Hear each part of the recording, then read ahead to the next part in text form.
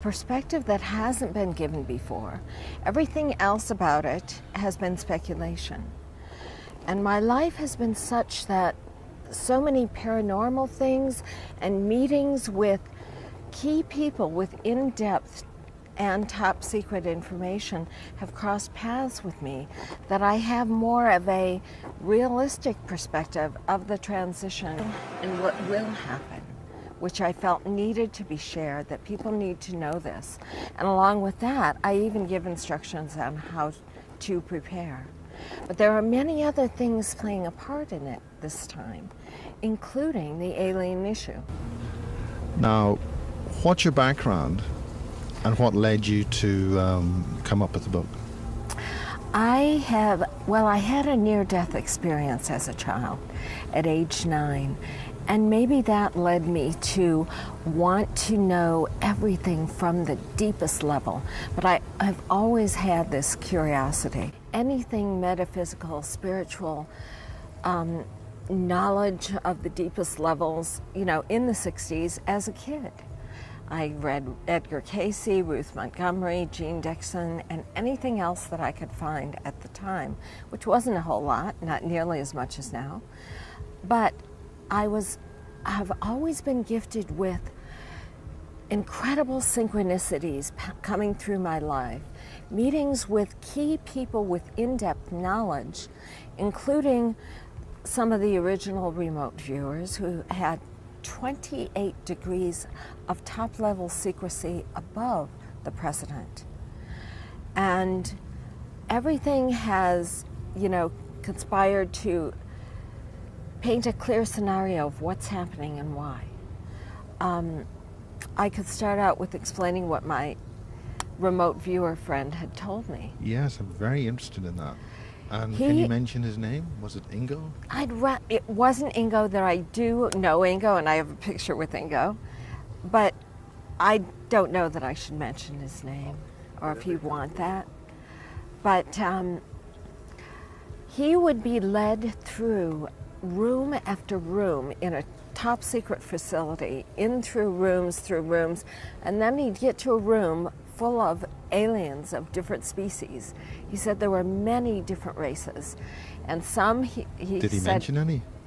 Mention the names of the races? No, he did not. But he did say that some were ugly as hell, to quote him, and he also said that some would be working at computers, which really fascinated me. And he had never really thought about that. He thought they were just entering things in. But their presence was well known among his level of people. And, along with the implication that they are here for a definite purpose, which is what I found out when I actually met Dan Fry, the contactee from the 50s, who was on the White Sands Missile Base, and then eventually met an alien friend of his. Can you go into that? Sure. I got, 1977, I had studied Rudolf Steiner formally for 2 years, from 74 to 76. Steiner was an immensely gifted clairvoyant, even more so than Edgar Cayce, because he was consciously clairvoyant. Anyway, I met a friend from the Steiner Waldorf Institute between trains in Boston, and she said she had seen an aura bouncing place in New Mexico. So eventually I decided to go out there. I came into town, and because I have a little degree of clairvoyance myself, I could see UFOs having been in that area, having a strong connection. They left a residue of some kind that you could see that they'd been there? I could see that they had been there. I could see their presence coming down in those hills, and that they had strong activity in the area. Now, at the time, I was in my early 20s. I knew nothing about Alamogordo, New Mexico. Since then, I found out that the White Sands Missile Base is known for secretive dealings with UFOs. But, so I came into town and I had this vision, sort of, if you call it that. But this was a time, this was 1977, this was a time when the whole subject was still very laughable due to disinformation. So I brought it up very carefully with the people I was staying with. Asked them if they knew of anyone who's had encounters in the area. And to my delight, they not only knew of someone, they knew personally Dan Fry, a contactee, and they said he wrote of his account. Well, I was ecstatic. Back then, you couldn't find accounts. So I couldn't get them to bring out his books fast enough. I consumed them. I read them in a day and a half. Now they're published as one called New Two Men of Earth. Then I was going on to Phoenix, but I asked them if he's still living in the area because I really wanted to meet him. I was dying to talk with him in person about what it was like to meet an alien and what they had said. Well, I was completely devastated when they said he no longer lived in the area, but in the very next second, I was elated because they said he moved to Phoenix. My next stop was Phoenix. He was living outside of Phoenix in Tonopah, Arizona, in an intriguing community of circular buildings with UFO roofs. And he said that the idea was that they'd be camouflaged if anyone wanted to land. I have pictures in my book of that community. Wonderful. Anyway, I got into town, into Phoenix, dropped my bags, and immediately got on the phone to Dan Fry. I introduced myself. Of course, times were much simpler then. You could trust people then. I said, I've just stayed with your friends in Alamogordo, and I'd love to come talk with you. And he said in the voice of a grandfather, why, sure, we've got plenty of room. Come up for the weekend. So this was on a Thursday. The next morning, Friday, I was hopping a bus to Tonopah, Arizona. The short end of it is I got to be friends with Dan, and we ended up, I spent several weekends with him and Florence, his wife. While he would explain, I would help him.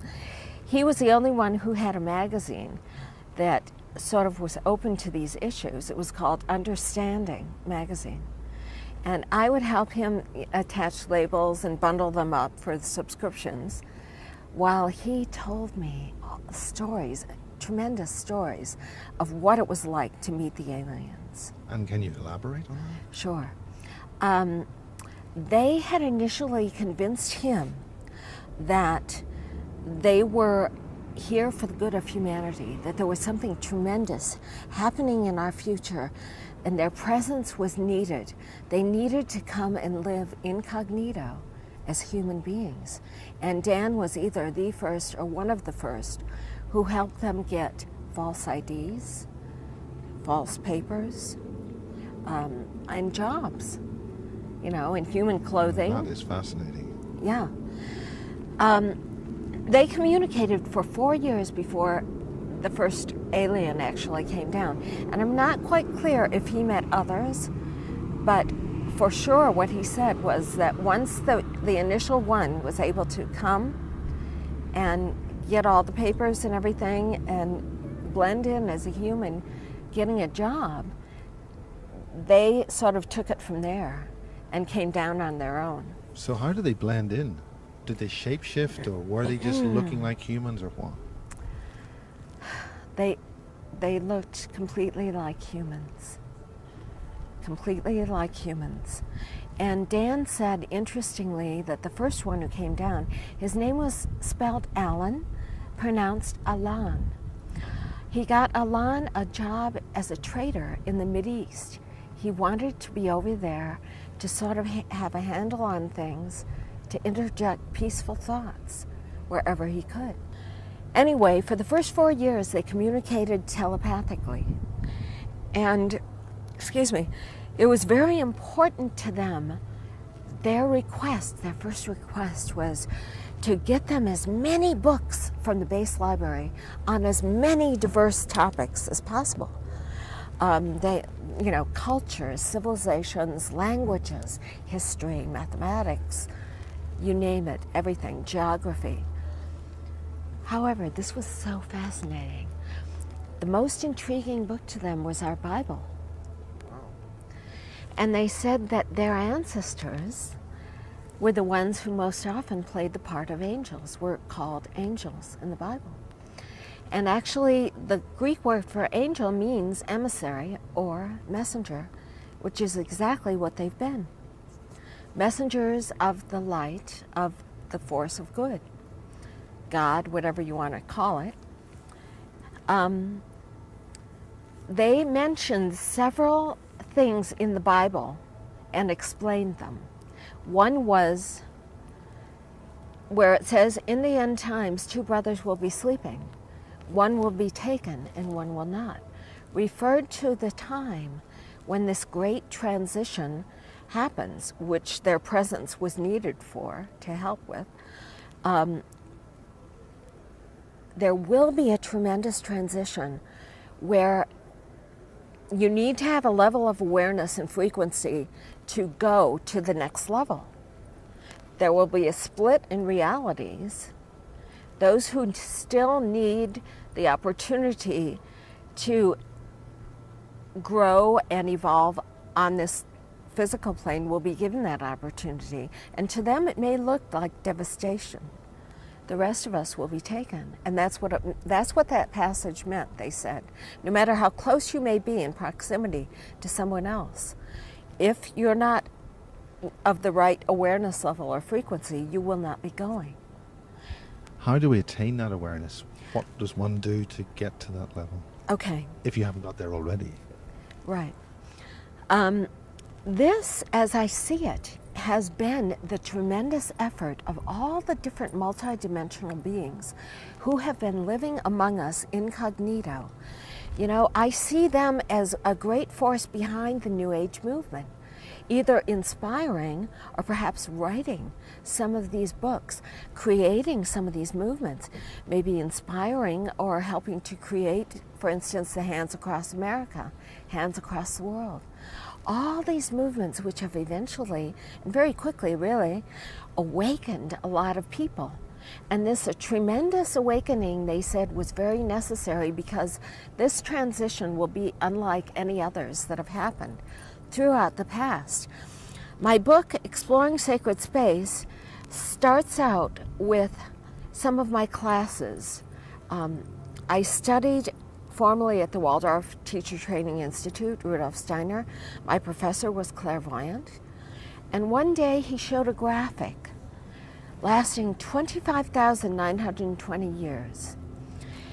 He explained that at either end of this roughly 26,000 year cycle, all throughout history, there has been a cosmic alignment which has created catastrophes on Earth. That roughly every 13,000 years there's been a major cataclysm where most of humanity has died, and the few remaining would have to start over at a much more primitive level. But this time, he said, this time is unique, perhaps in the whole universe, which is why all these multidimensional beings want to come and live among us, to help with this and be a part of it and witness it. This time there will be this multi-dimensional shift. And it is very important that not all of humanity dies. It is very important that we make it alive this time to this new dimension. How is that achieved? Of course, we don't know. None of us know the in-depth details, but I'm able to give details that no one has been able to give, you know, as many details as I can. He started this class in an intriguing way. Of course, he was from he wasn't from Britain, but he had a British accent. He was born in Austria. Werner Glass was his name. He had the profile of Alfred Hitchcock, spoke with an incredibly deep voice, dramatic British accent, and dark eyes that just pierced into your soul. Literally, I'm sure. He could see our past lives. And he said some very amazing things to some of the students. But anyway, he began this class by saying, "We are living at a time of Noah." And then he stared out at us dramatically and took these dramatic pauses And of course, we had no idea what he meant. And he went on to explain there is going to be a major cataclysm, a major event happening this time. I asked him when he showed us this wheel that 13,000 years ago was the last cataclysm. I asked, what happened 13,000 years ago? He said it was the Great Flood.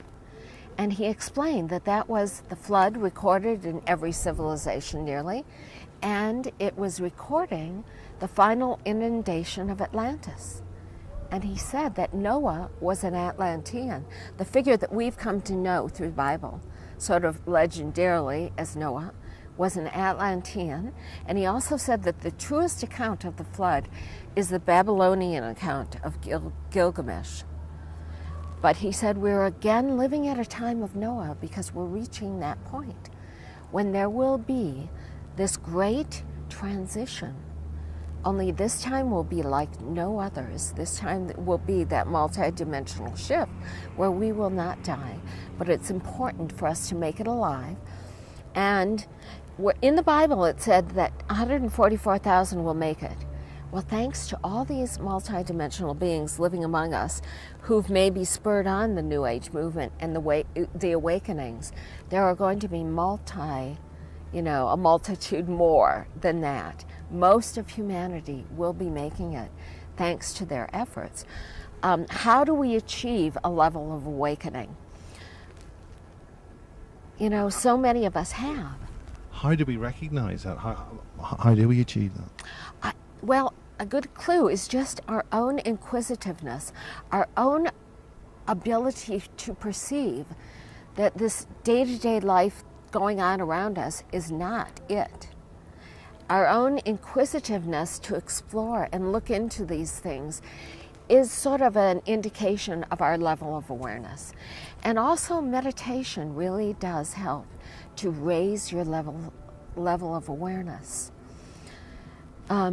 I have a chapter in here on meditation and a specific type called transmission meditation, where a great invocation is said first that really draws the high-level beings to you.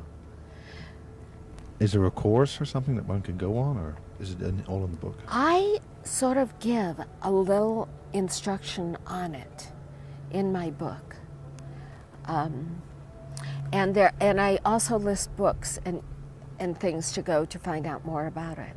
But I do give an instruction of it. One of his classes, there's many, many things happening on this planet right now. And those are? Okay. One of his tremendous classes, they were all fascinating, every one of them. He began the class saying, looking out at us with his intense eyes and saying,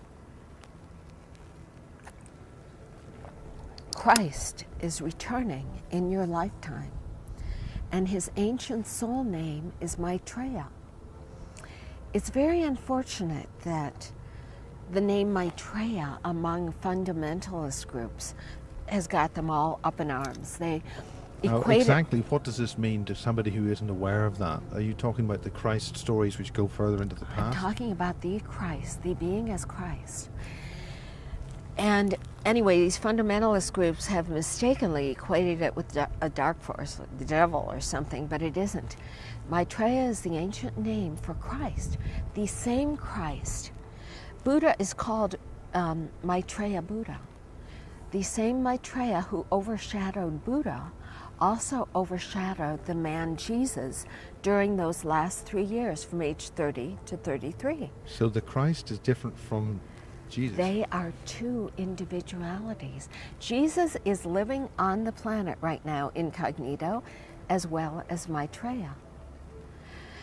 My professor explained that it was discussed among this group that we know as the Masters or the hierarchy, whether or not Christ, aka Maitreya, would have to return in a physical body because, as much as this doesn't seem to make sense, it's very dangerous for a high being to come into a physical body because they're immediately at the mercy of dark forces that do anything to destroy their mission. So they could die. I mean, literally. Exactly. You can easily Accidents. Yeah. Accidents happen all the time. Despair, so many terrible things happening that some have been actually led to commit suicide, he stated a few. But at the time when it was decided that Christ would need to return in a physical body because of something tremendous happening in our future, 42 other masters volunteered. And he explained that they will be, and they are now, living among you incognito as human beings.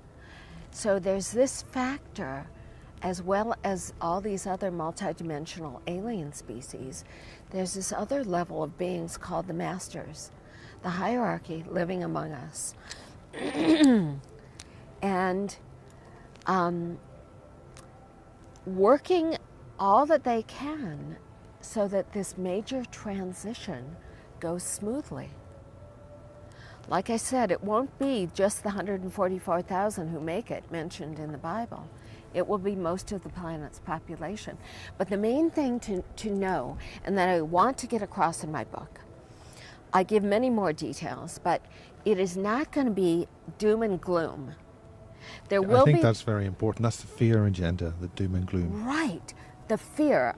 The book transcends the fear. The book is, everything else has been speculation and mostly negative. The book goes beyond that. It is not going to be a fear scenario. There will be a split in realities where, like I said, those who need the opportunity to still evolve more on this physical level will be given that opportunity. And if which is important. Right. And they'll eventually come join us. But if your awareness, if you're awakening, if you're watching this, good indication, is to that level of awareness, that you're aware of these higher things, we will all be going to a different dimension of Earth. And he did Is that a new Earth? Like right, this is the Earth new is splitting Earth. off into, or is there a new Earth being born within the Earth, or is there one there already? All right. This is the new Earth spoken of in the Bible. This is the new Earth spoken of by Eckhart Tolle. This is what I've been given to understand, and I don't know if you want me to go into this other story of how I know. Let's go into the story. Okay. This is time to tell. Right. Like I said, my life has been one synchronicity after another.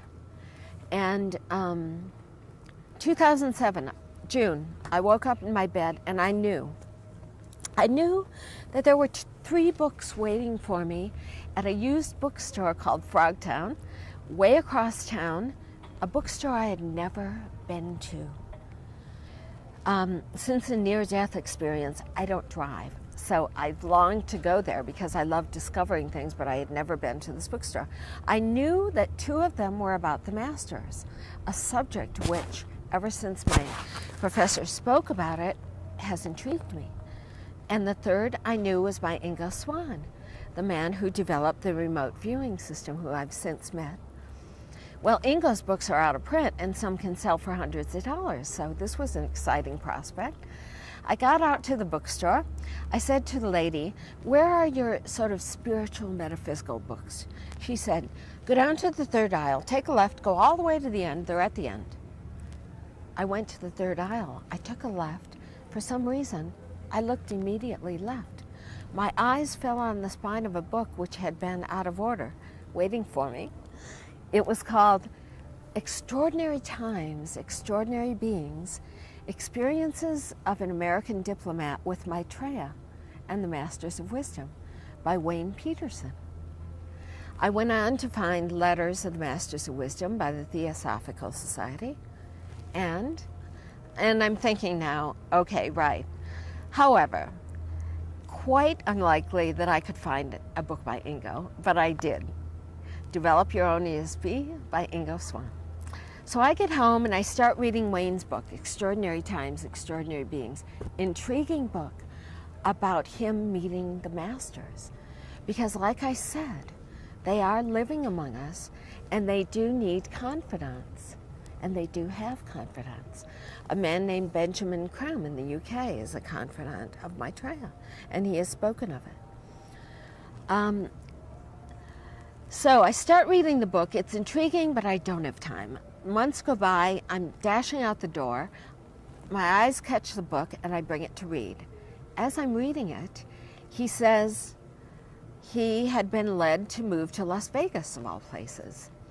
Well, it so happens that I'm going to, in October 2007, a remote viewing conference in Las Vegas. So I'm whimsically thinking to myself, I would love to meet Wayne Peterson. If I can meet Wayne Peterson, I had to book my flight on Orbitz or something the following day to get the deal. I had to book it the next day. But I'm thinking, if I could meet Wayne Peterson, I would book my flight in the morning for a day early to meet Wayne. But it was just a nonsensical thought. But as I'm reading, I keep reading, and he says, after he moved into this development that he was led to move into, he found that Dannion Brinkley lived there. Now, Dannion had 3 near-death experiences, was struck by lightning twice. I had already seen Dannion's story on TV and was familiar with him. But when he said that, that was another confirmation that there's something more going on here. There was some reason for me to find this book, and there was some more connection, because I'm flying home from Cairo, December 1999, middle of the night, over the Atlantic, the cabin's dark, everyone's asleep, I'm sitting on the right aisle. I see a man coming back from first class on the left aisle. He crosses over to the right. I see that it's Dannion Brinkley. He walks back toward me. Coincidentally, there's an empty seat beside me. I scoot over. He sits down. We share near-death experiences. And, you know, I said I have this little bit of clairvoyance. I had this overwhelming feeling. Dannion is now involved with helping with this whole process that's coming to Earth. I had this feeling that we were joined because we are both playing a part in making people aware of what's going on. He had been guided that there was a girl in the right aisle of the coach class that he was to meet, and it was me. So anyway, as I'm reading this in Wayne's book, here's the second coincidence. I'm thinking this is more than coincidence, that all this has come about. So I get home, and like I said, I have to make my flight the next day, and I'm thinking, gee, I would love to meet Wayne, but impossible to meet an author overnight. So I drop the book on the table and I get online. There was a man named Todd in Canada who years earlier I had emailed about Maitreya. And I said, Todd, I've just read Extraordinary Times, Extraordinary Beings by Wayne. I'm going to Vegas. I would love to meet Wayne Peterson. Lo and behold, Todd at that moment is online. So is Wayne. Todd and Wayne are good friends. Todd forwards my email to Wayne. Wayne emails me and invites me to dinner in Las Vegas. It was like boom, boom, boom. And so I'm sitting, Wayne picks me up at the hotel, whisks me off to the Bellagio, which is an otherworldly experience in itself, and we have a tremendous otherworldly conversation about what the masters have told him. And it all ties in with what's going to happen. And what is going to happen? Okay. What they told him, and I asked his permission to share this, and he said I could share it at my discretion. So I'm sharing it with you at my discretion.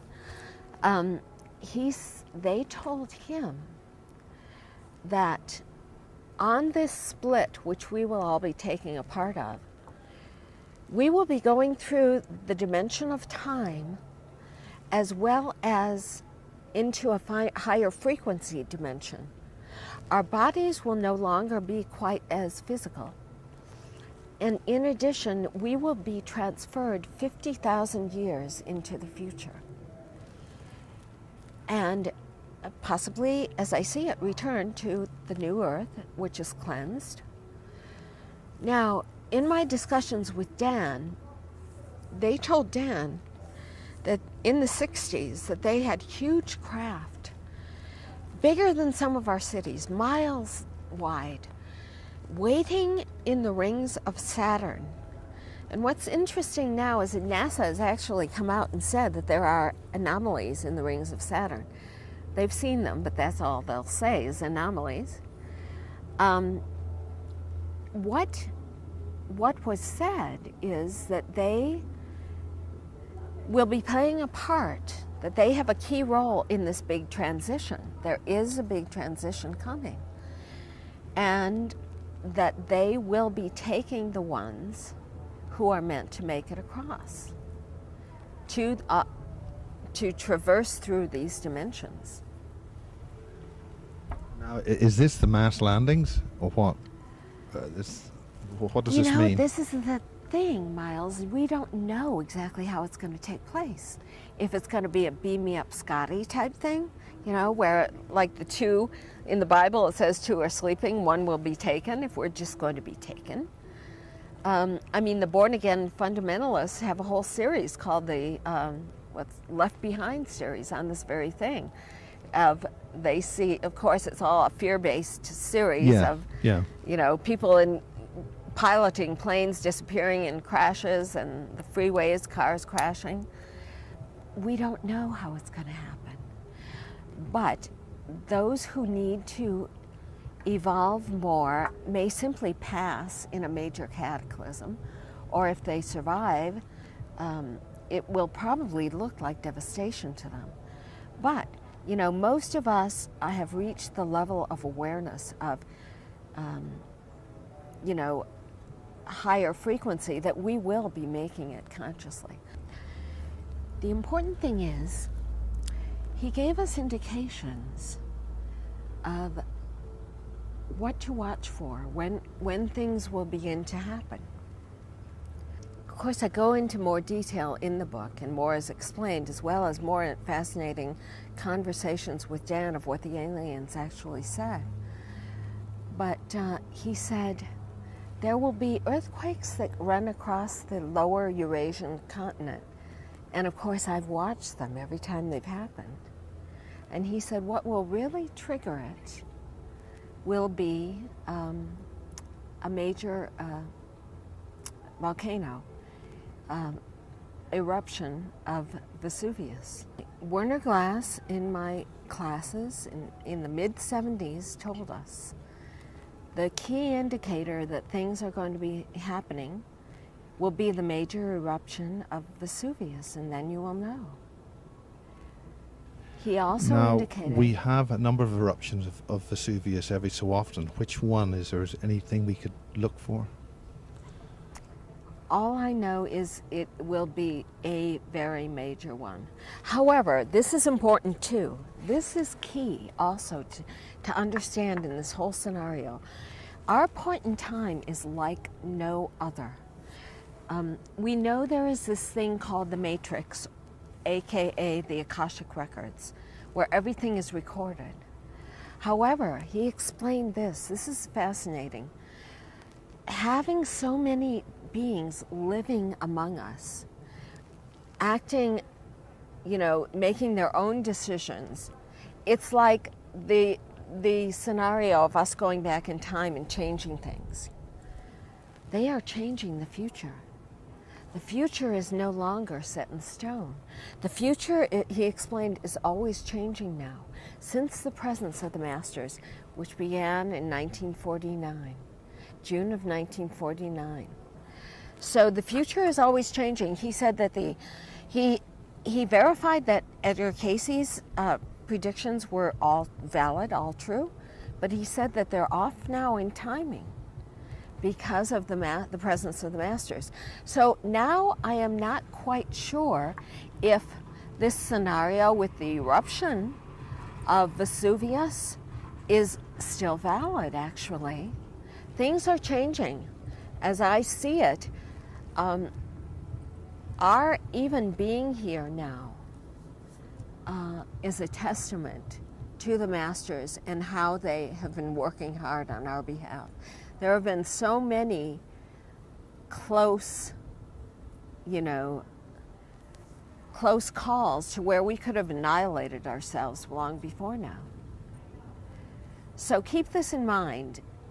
What I'm telling you are good indications, and yet the Vesuvius thing could or could not happen. But he did give indications on how to prepare. And how is that? What can the average person do, and what do the average person should they look out for? All right. He said the important thing of this whole thing is don't get caught up in the fear thing at all. Okay? This is the important thing. View it as an adventure that we're all taking together, and it's going to be tremendous on the other side. View it as an adventure. Have your clan together who you are going to be with at this time. When you see these things start to happen, have it planned who you'll be with. Hopefully you'll be in a home with a fireplace. There'll be no electricity, no heat, no communications at all, but don't freak out, don't be afraid. He said it was so important to remain happy. He said to sing songs a lot, tell stories, but singing songs and just being happy was the important thing. But another important thing was to close all your windows tightly with opaque fabrics. Even around your doors, the bottom, if light comes in, use duct tape. Use duct tape all around your curtains. Do not be tempted to look out. There's a very fascinating video. At what time does one do that? Obviously, one has to come in and out of the house, or what? Right. When do we do that? What's his time? There's a fascinating video by Michael Tsarion, Tsarion. He gives a lot of the information I have given from a scientific view. He gives that wheel of 25,920 years. He explains that we'll be going through a photon belt, which will, as I see it, could be the projector into the other dimensions. Now, what he said kind of made me think of Lot's wife, who looked and was disintegrated. It's extremely important that even if we hear howling winds, things banging, we do not look out the window. That's an important key. And there again, it could possibly be that we are taken before this. This was going to be, come to think of it, the 3 days of darkness that he was describing. Yes, and it's been mentioned that the 3 days in 2012, of darkness, right. There's a minister of Japanese government, or the royal family, I believe, has made some statement about 3 days ago. Yes. Okay, this is another YouTube that I want people to look at.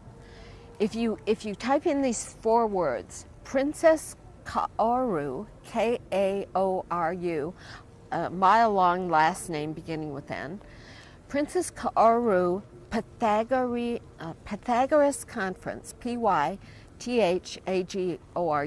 Princess Kaoru explained that her third eye was open. In other words, she became clairvoyant. And of course, none of us knows the exact dates of this, but I'm just saying this could be another clue.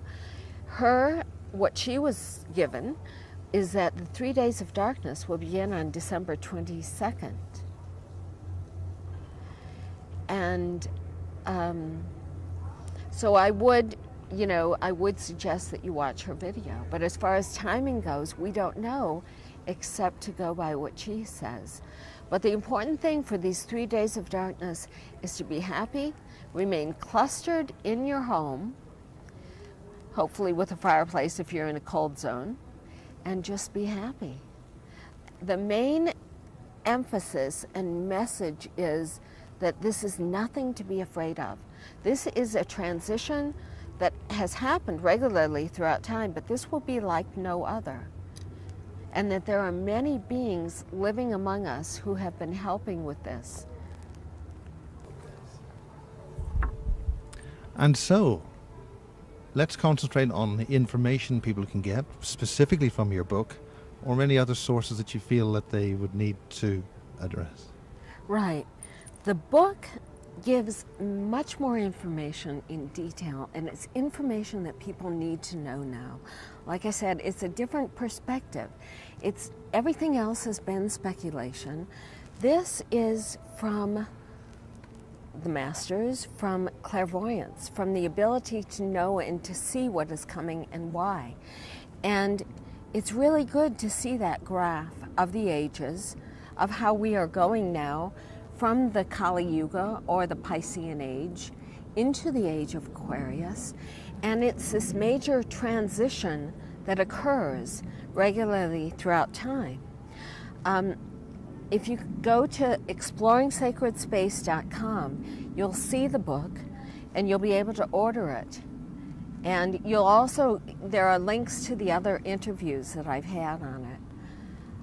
I just interviewed last week with James Gilliland of ESETI, and I've also interviewed with Regina of CMN.TV. But all the interviews will be given there. I feel that it will be a good contribution of knowledge that we need to know for this year. Wonderful. Well, what sort of specific sections? How does the book evolve? How does it bring you into what we need to know? It starts out with my classes at Waldorf. It explains in-depth information he gave us that we really need to know from a clairvoyant perspective. There's a chapter on meditation as it goes on. There are a couple of chapters on my conversations and meeting Dan Fry, and then meeting the alien. What aliens did you meet?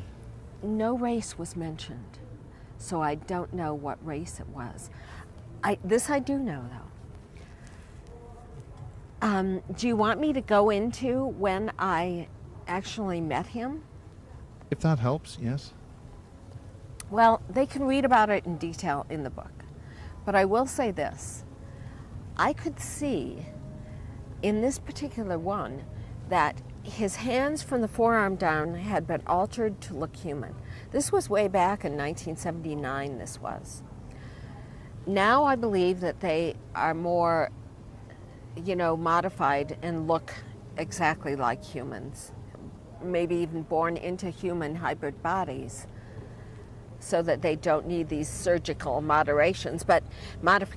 But I could see that his arm from the forearm down had been altered, that his real hands were more like claws, and his facial features had also been altered.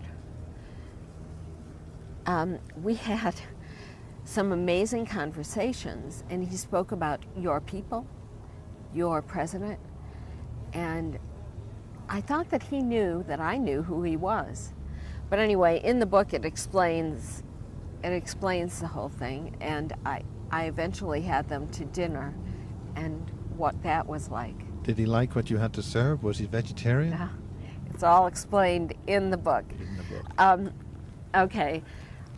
I knew from the moment Dan mentioned that he was having a psychic surgeon come to town, I knew that he was not from Earth.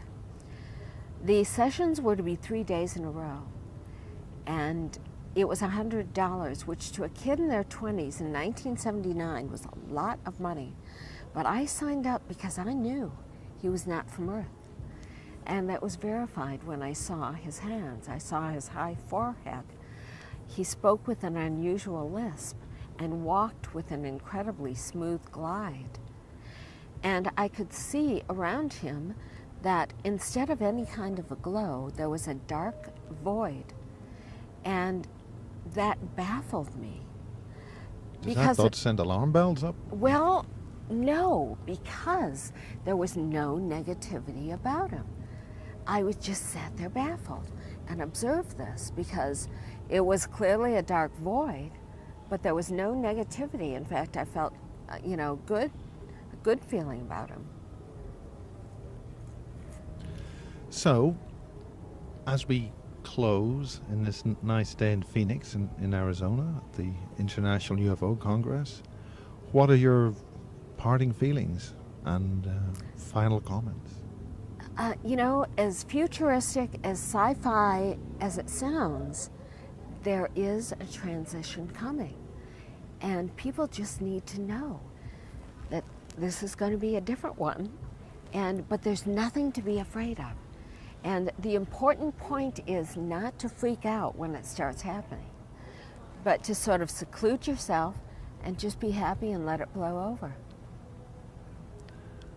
Well, thank you very much. You're And welcome. blessings. The painting I did, it's an oil painting. It's 42 inches wide, and I covered the book with it. The painting is called Sacred Space, and the book is Exploring Sacred Space. And you can see more details about it at exploring-sacredspace.com. This is it for right now. I've written little pamphlets and given talks on explaining meditation, explaining the masters, that I've just handed out, but I've never really published a book till now. So what inspired you to write this book? What was the main thing? I realize there's so much about 2012 and the transition that I recognize as just fear-based things that aren't even true, that aren't even truly what is happening with this. And I realize that with all this that has come my way, it has all happened to me and come cross paths for a purpose. And I needed to get this information out.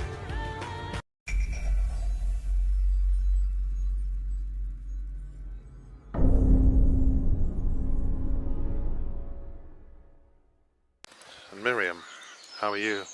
I'm fine, really. Like close? Yeah, no, I'm Oh, you have to get the secret DVDs out of the secret car. And what are you here for? to. Well, I'm still trying to figure out why I'm here. But that's the fun. That's the fun part of it. Any major statements to humanity? Hi.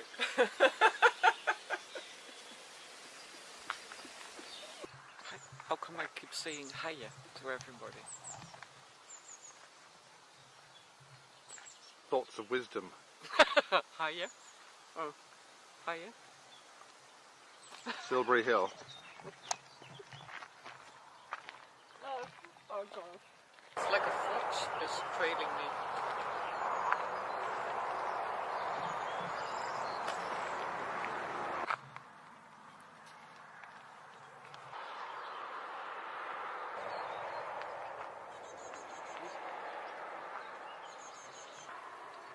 It's full. And the energies are nice. I don't know. I like the energy here, but I don't know what's bull. That's something I have to look into later. I just follow my first impulse and it says it's bull. There are so many made-up stories. But you were specifically saying about the... I think it's about time to let go of all those stories. But what's left if we leave the stories behind? That's intriguing. So what stories are you specifically making a reference to? All the stories we heard this morning, all the stories you were telling, all the stories that I was Well, telling. a specific reference to this sign that you said is bull. Yeah. Yeah. I don't know, because I didn't even have my glasses on, so I didn't. The way it was made. Yes. So what are you saying?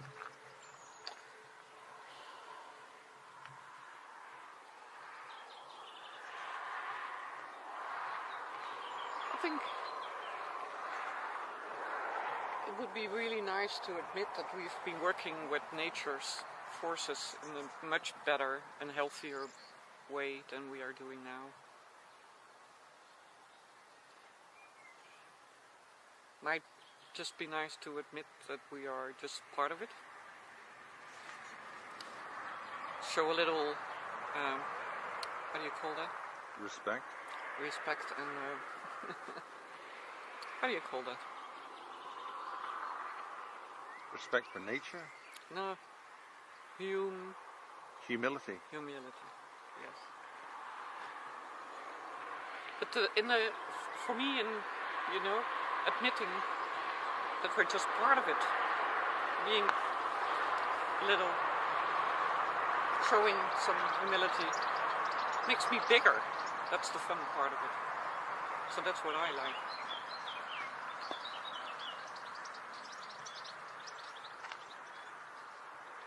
Good. That's true. You like the energies here? Yes. Although I feel like I like to be on the other side between. West Kennet, Long Barrow? Yeah. To feel the triangle. To be in the triangle here. Between Silbury Hill, Avebury, and. But the West Kennet.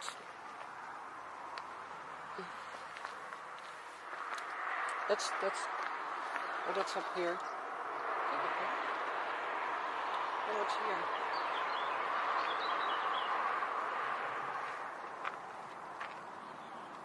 Where's the best place to be? Here. That's basically at the car park. Almost, yes. Or further south. Just south of the car park. For there is an energy centre of healing and goodness. Is there? Yes. You know that? Yeah. I didn't. Well, you found something out. Intuitively. I guess.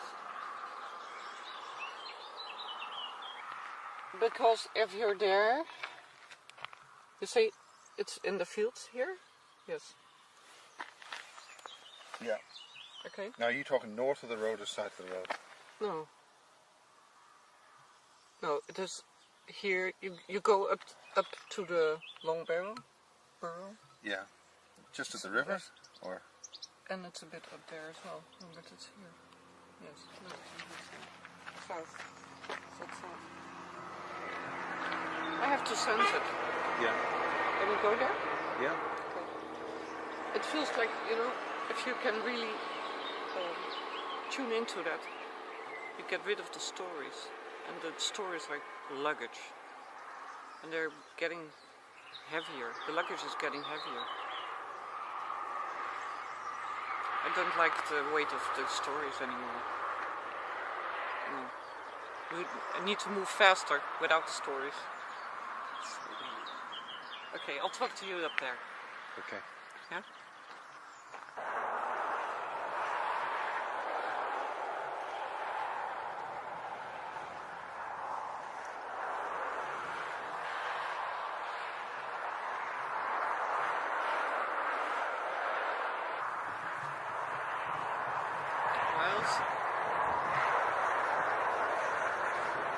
There have been dancing along the stones from Avebury.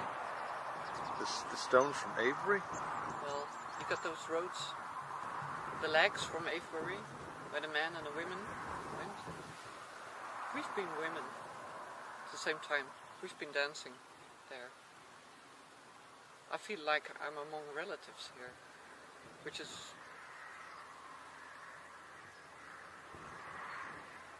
nice. Special.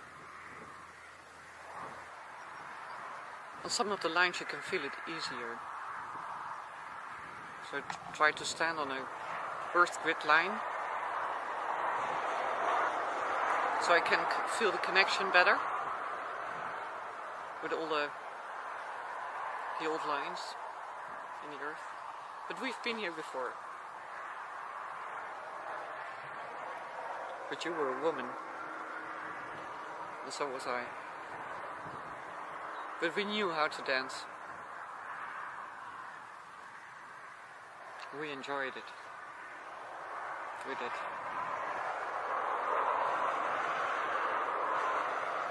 The fact that we are here together again, it's meaning we're among relatives in many different layers. It's part of what started us off.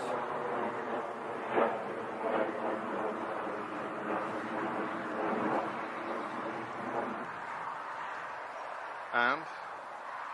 Let's go to the other side.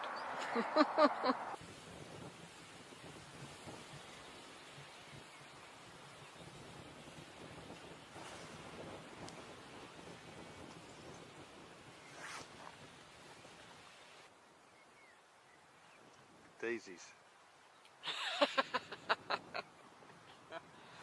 Big daisy. And the healing tree behind it. Yeah.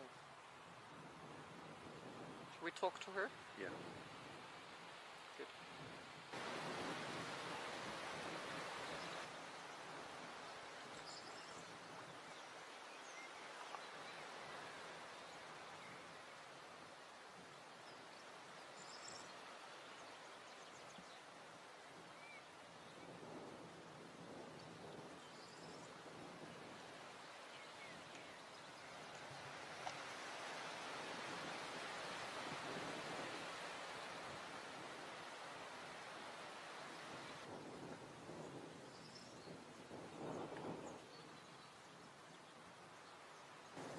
Because I had to pay my respects to this old lady.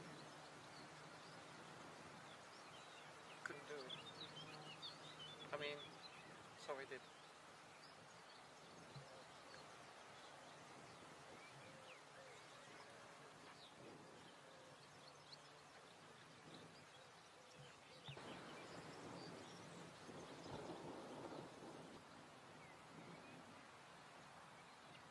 What did you say? She said, Mary, we can talk a lot about trust, but just bend over and give in and do it yourself. The spirit of the tree said that? Yeah. Or at least I used the tree as an antenna to get to me.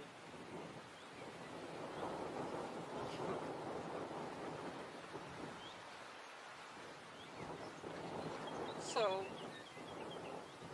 I apologize, I'm full of bullshit as well. And you know what? I don't care.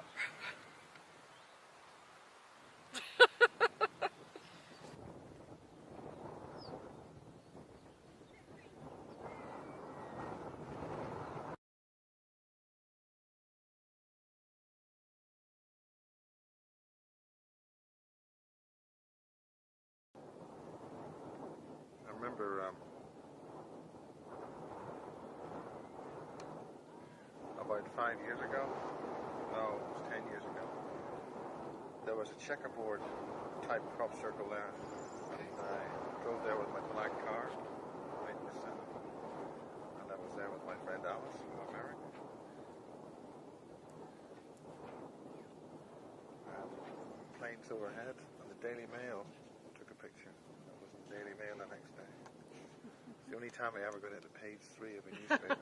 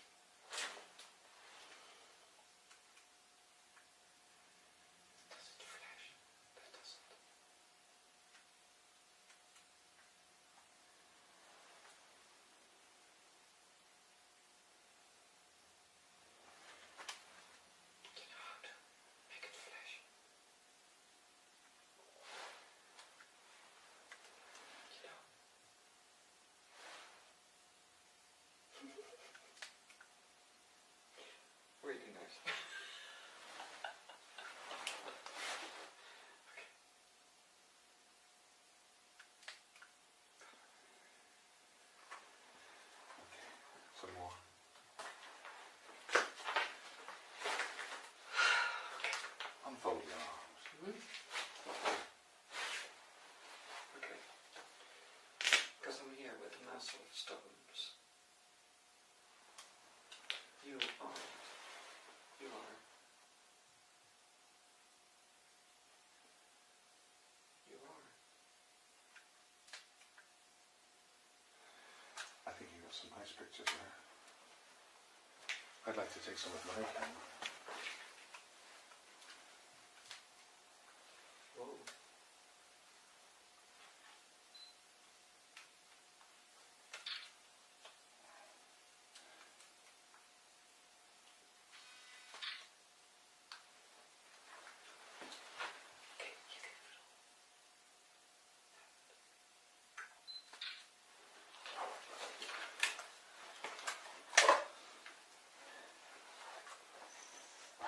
I think we should go and get ourselves a cup of tea.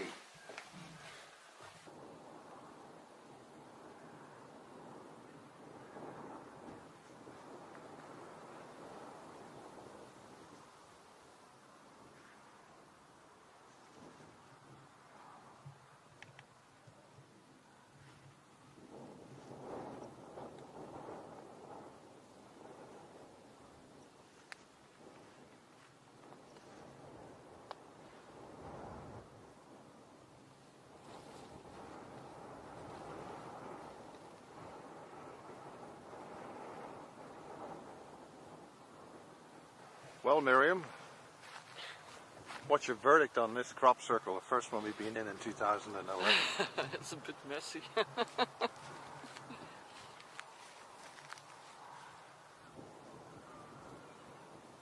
I love standing on the hillside though.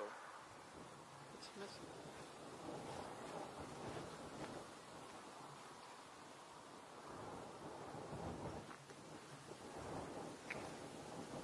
Rather messy.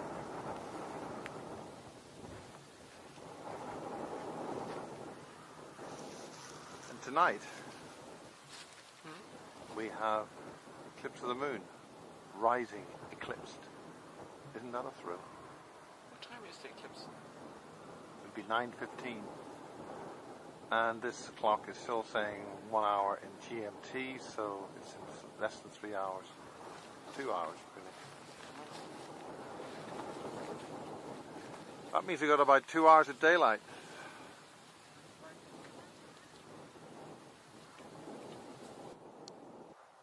No, you can see it's bent. See?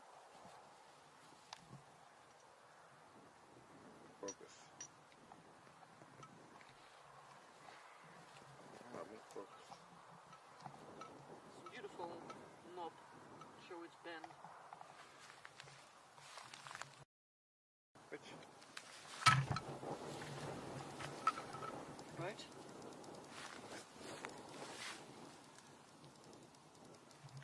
So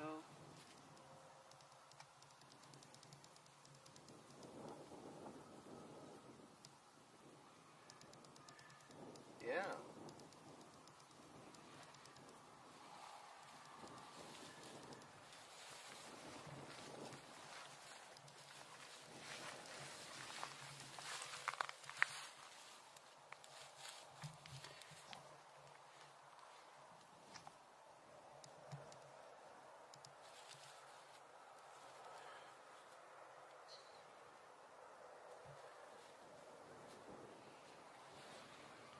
that is weird.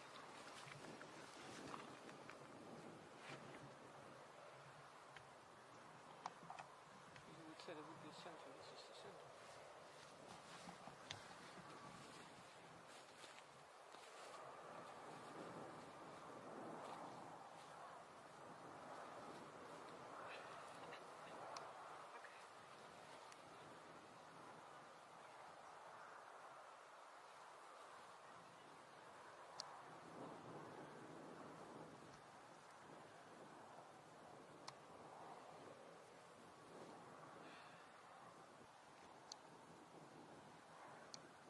To do that,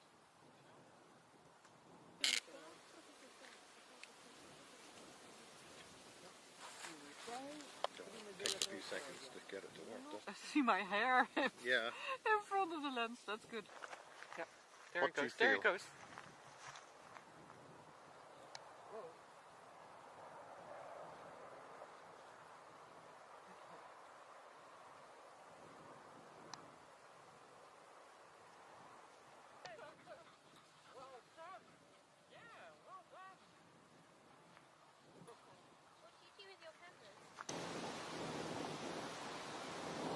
some of the parts of the crop circle felt different from the others, which was remarkable.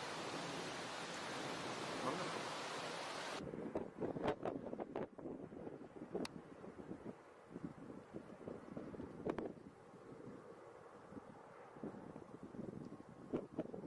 Hello, darling. Annoyed, I mean, the distance between him and the... Pardon? Is this Mr. Johnson in full gear? It is. You're referring to my executive style sun repellent And hat the camera experience I had. on the tour at Glastonbury. Yeah. Yes. Yeah. And then we went to St. Michael's Church. And if you concentrated on the connection between the tour and St. Michael's Church, really sense it. In a moment like this, I always ask myself, am I imagining things? But what's the nice thing if you're there with a few people that sense the same thing, you know, it enhances the field. So your senses get better. And you can check it amongst each other. Really nice. Really nice.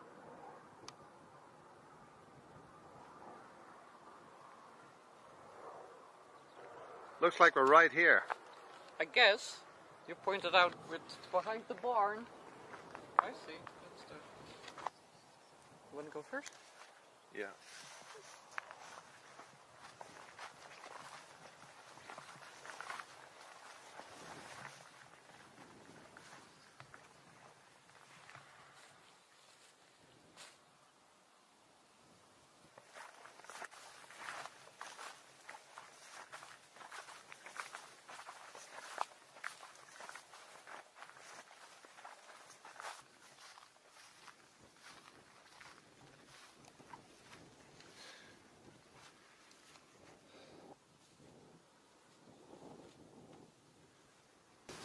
My ears hurt.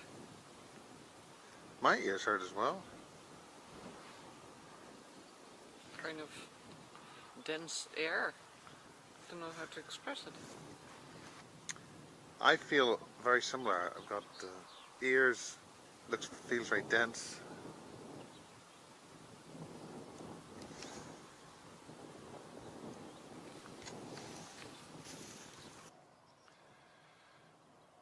Do you mean by the stories going on? Well, the stories, you know.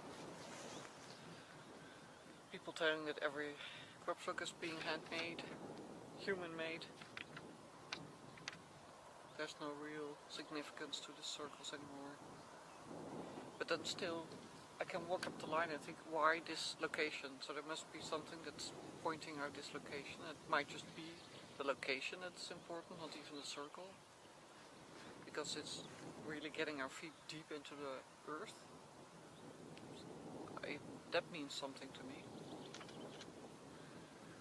And then we're at the center here, which is fairly messed up. Very.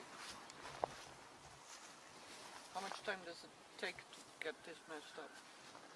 I mean, the whole It would take circle one group of people just sitting here for one day, but I mean, all these walk-through paths look like that, you know, whatever's really going on here. Well, there was this big circle. You know. And this pattern. Yeah, that's just... So there was a circle. Oh, well, that wasn't crushed in the original one. No.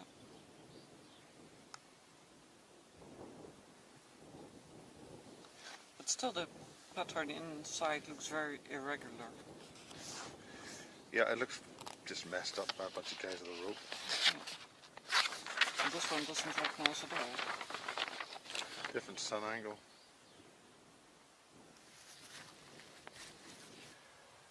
And there's two people, I think there's some people in the middle there, which have been, there's a fairly high, fairly low sun angle. Yeah.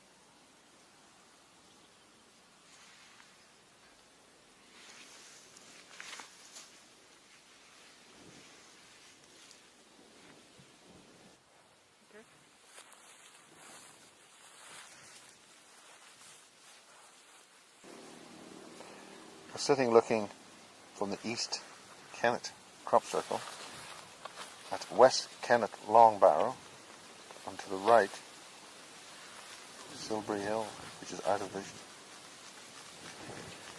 Why is the Long Barrow here?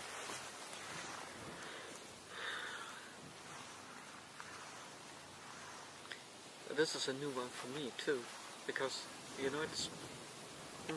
I was about to say it's not my country, but it's a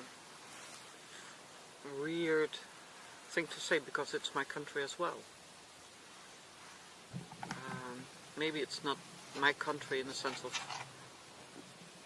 being my home country in this life, but still I got some roots around here, so I'll just ask if I can get an answer on the question, why is the Long Barrow, West Kennet Long Barrow, placed here? It faces west, east. As a matter of fact, it has a connection with all the directions. It has been there before Avebury, before Silbury, before most of the megalith standing stones in the surroundings. Before it was the shape it has now, it has been much smaller and used on a far more festive way than it's used now. And we feel a bit sorry for the people who gather here now, because there is such sadness and distrust among them, and we never had that when we were celebrating our ritual feasts there. At the time we built this, we constructed it with the help of the elves, the earth energies, and the spirit guides that told us how to construct it in such a way that it could last a really long time. The place that you've been standing in yesterday was built on later and was built as a kind of protection room, because there had been a lot of misuse of the spaces.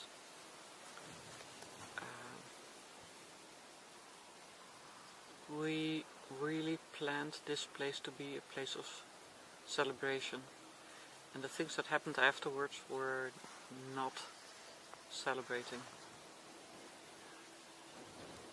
Nevertheless, you ask us why it's placed here. It's because through the earth it has a connection right away with some other portals on the earth crust on the other side of the earth. So there, if you go through the earth, there will be another spot on the other side of the earth, but it will, within the earth, there will be connections with other places. So we were basically a stationary to direct the crystal waves that would be sent out, and that's why Miriam is here now to talk to the crystal specialist Miles Johnston. Yeah! He knows about broadcasting, tuning, fine-tuning, and he will need his intuitive abilities far more than he did up till now, and use all the things that he has been gaming with, playing with, in a serious matter, but still keep the sense of play. If you come back to the Long Barrow, be aware of the fact that there are connections with crystal, so to speak, radio stations on other places in England, but further on to France, Italy, Egypt, and on the more in the direction of the North Pole, where there's no North Pole anymore, but there used to be. And you will pick up information that will help you get your jobs straight, because you want to work as an engineer on this broadcast show that we're gonna put up next year. You want to be part of it. You will be part of it. Still, it might be useful to clear some of the stuff that you have in your house, so it will be more obvious to us that we are welcome in your house to be working on this new job, instead of spending any energy on getting away for old jobs. We think you did a great job yesterday night in clearing old energies and making the pathway free for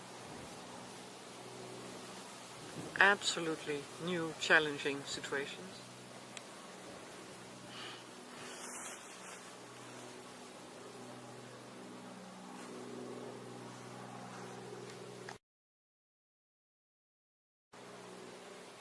The buzz in your ears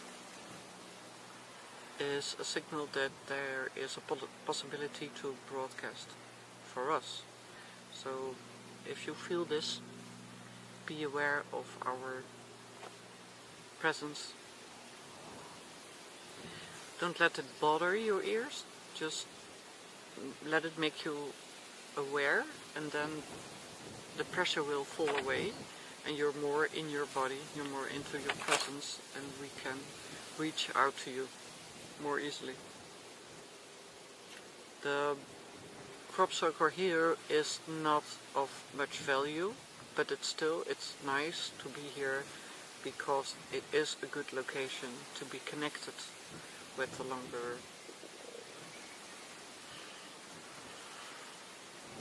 And Miriam, your arse is really on the right spot in this circle.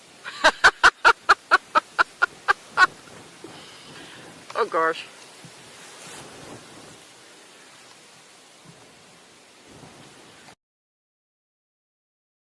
Well done. My dearest Miles, do not hesitate in accepting our gratitude, and do trust Miriam, please. She is a nice and trustworthy person, although you will doubt that once in a while. I kept you safe until now, and from now on you will be able to join forces with the people, the entities that will guide you towards your new job. So you will be helping to get broadcasting around the world concerning health care, care of nature, supply of natural sources, and energy management in a higher frequency dimension. Beware, beware, beware. Bold people have a tendency to burn their head. Guard you for the sun. Love you.